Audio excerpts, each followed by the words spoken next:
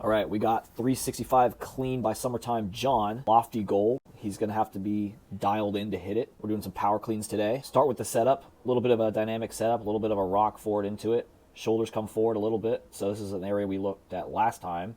We've got the shoulders here. We've got the bar there. So we're not directly over the bar.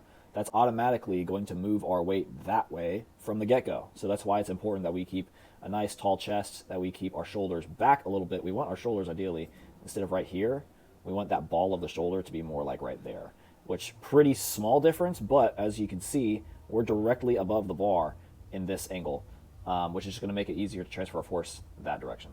So, off the floor, not bad, keeps the bar close.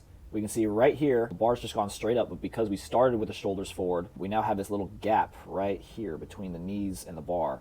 And that's going to keep the bar forward. That's going to make it more difficult to keep the bar in our center of mass as we lift it. As we pass the knee, we make contact at the thigh before we've extended the legs. So at the point of contact, which looks to be about right here, look at where our hips are. Our hips are at this angle right here when we really want the hips to be fully extended when we're making that contact with the thighs. So we really want the contact to be happening at this point instead of this point when we look at the hip angle. And then as he drives the bar up, pretty good extension, but again, the bar is forward. And now John's actually going to jump forward to get under the bar, and you can see that he's on his toes right here. See how his heels are coming up because he had to move his whole body that way in order to make it under the bar again.